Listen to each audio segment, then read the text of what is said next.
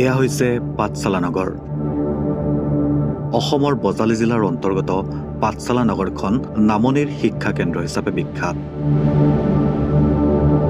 কিন্তু যধে মধে জাবৰ জোথৰ পেলোৱাৰ বাবে পাঠশালা চহৰখন ক্ৰমান্বয়ে জাবৰৰ ডাম্পিং ঘাটিলৈ ৰূপান্তৰিত হৈছে।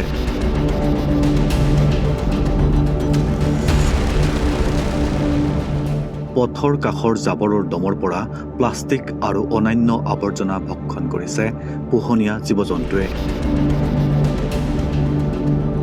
ভাড়ালৈ দিয়া কেইবাটাও বাণিজ্যিক অট্টালিকাত নাই জাবৰ নিষ্কাশনৰ উপযুক্ত ব্যৱস্থা।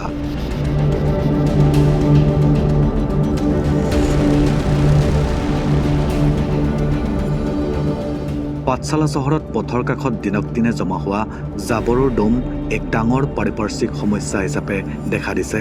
যধে মধে জাবৰ জোথৰ পেলোৱাৰ ফলত চহৰখন পৰিষ্কাৰ পৰিচ্ছন্নতা গুৰুতৰভাৱে প্ৰভাৱিত হৈছে।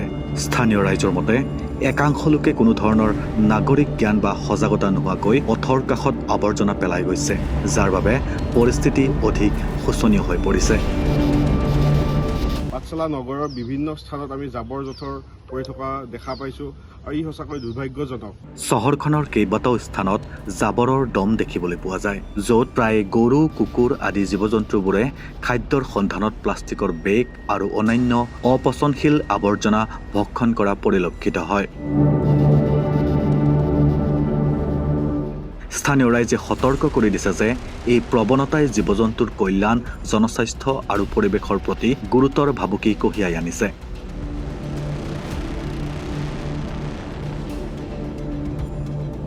স্থানীয় ৰাইজে লগতে উদ্বেগ প্ৰকাশ কৰি কয় যে দোকান পোহাৰ আৰু অন্যান্য ব্যৱসায়ৰ বাবে ভাড়ালৈ দিয়া কেইবাটাও বাণিজ্যিক অট্টালিকাত আৱৰ্জনা নিষ্কাশনৰ কোনো সঠিক ব্যৱস্থা নাই।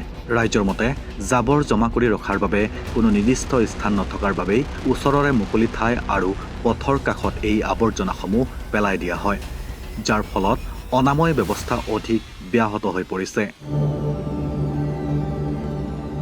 পাঠশালাৰ বাসিন্দা পাৰ্শ্ব পাটগিৰিয়ে কয় যে পথৰ কাষত জাবৰ পেলোৱাৰ বাবে চহৰখনৰ কেইবাটাও অঞ্চল লেতেৰা হৈ পৰিছে। বহু লোকে অতি দায়িত্বহীনভাৱে জাবৰ জোথৰ পেলাই পৰিস্থিতি অধিক বেয়াৰ দিশলৈ লৈ গৈছে।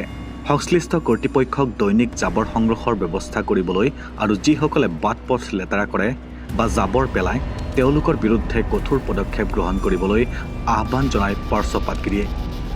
আমি স্বচ্ছ ভাৰত অভিযানৰ কথা কেৱল কৈ থাকিলে নহ'ব, আমি চাফ চিকুণকৈ আমাৰ নিজৰ ঠাইসমূহ চাফ চিকুণকৈ ৰাখিব লাগিব। আৰু ইয়াৰ বাবে আমি ৰাইজকো সচেতন হ'বলৈ অনুৰোধ জনাইছোঁ, তেওঁলোকেও যাতে য'তে ত'তে জাবৰ জোথৰ নেপেলায়। আৰু লগতে আমি পাঠশালা পৌৰসভাৰ বিষয়াসকলকো যাতে অতি কঠোৰ হ'বলৈ আহ্বান জনাইছোঁ।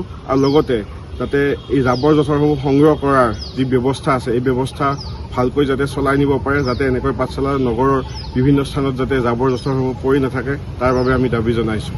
পৌৰসভাক নিয়মীয়াকৈ দৈনিক জাবৰ সংগ্ৰহ নিশ্চিত কৰিবলৈ, পৰ্যাপ্ত পৰিমাণৰ ৰাজহুৱা ডাষ্টবিন স্থাপন কৰিবলৈ, বাণিজ্যিক প্ৰতিষ্ঠানসমূহত সঠিক আৱৰ্জনা ব্যৱস্থাপনা বলৱৎ কৰিবলৈ আৰু আৱৰ্জনা পেলোৱাৰ বাবে দায়ী ব্যক্তিসকলৰ বিৰুদ্ধে কঠোৰ ব্যৱস্থা গ্ৰহণ কৰিবলৈ অনুৰোধ জনাইছে সচেতন মহলে। তেওঁলোকৰ মতে চহৰখনৰ পৰিষ্কাৰ পৰিচ্ছন্নতা ঘূৰাই আনিবলৈ জনসাধাৰণৰ ব্যাপক সজাগতা আৰু কৰ্তৃপক্ষৰ কাৰ্যকৰী পদক্ষেপ দুয়োটাৰে অত্যন্ত প্ৰয়োজনীয়। পাঠশালাৰ পৰা শশাংক তালুকদাৰৰ প্ৰতিবেদন, নৰ্থ ইষ্ট নাও।